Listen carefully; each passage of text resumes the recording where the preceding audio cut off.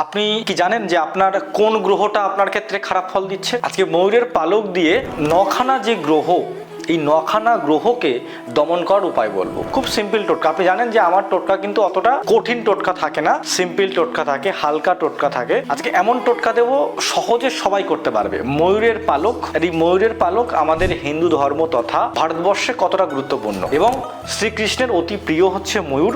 আজকে যে টোটকাগুলো বলবো, টোটকাগুলো নিজে হাতে যে করবে তার ক্ষেত্রে কিন্তু ভালো ফল আসবে। ফার্স্ট, চন্দ্র।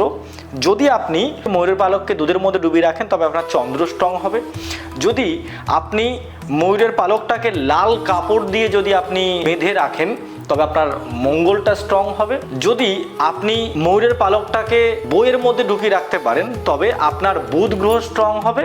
আর বুধ গ্রহ স্ট্রং হওয়া মানে আপনার সন্তানের পড়াশুনো বা আপনার পড়াশুনো, আপনার সন্তানের পড়াশুনোর জায়গায় সমস্যা হচ্ছে, সেক্ষেত্রে তার যে বই, সেই বইয়ের মধ্যে ময়ূরের পালকটাকে ঢুকিয়ে রাখুন, দেখবেন তার পড়াশুনোর জায়গাটা কিন্তু ভালো হবে। এবার আসছে বৃহস্পতি। যদি বৃহস্পতি গ্রহকে ভালো করতে চান, আপনার জীবনে আর্থিক উন্নতি চান, তবে বৃহস্পতিকে স্ট্রং করতে হবে।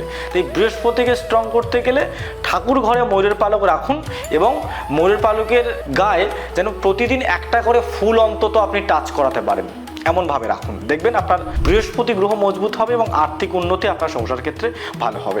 এবার আসছে শুক্র। যদি আপনি আয়নার পাশে যদি আপনি ময়ূরের পালক রাখতে পারেন তবে আপনার জীবনে কিন্তু শুক্র গ্রহ বুস্ট হবে। আপনি লাক্সারি লাইফ, সুখ, শান্তি সব দিক থেকে কিন্তু আপনার জীবনটা ভরে উঠবে এবং সুন্দর হয়ে উঠবে। যদি আপনি সরিষার তেলের মধ্যে যদি ময়ূরের পালক ডুবিয়ে রাখতে পারেন তবে শনি গ্রহ আপনার ক্ষেত্রে ভালো ফল দেবে, শনির দিক থেকে কিন্তু ভালো রেজাল্ট পাবেন। যদি আপনি ময়ূরের পালকটাকে কোনো প্রকারে আপনি যদি সোনার আংটির মধ্যে করে, কোনো জুয়েলারির মধ্যে করে আপনি ব্যবহার করতে পারেন তবে কিন্তু আপনার রবি গ্রহ স্ট্রং হবে।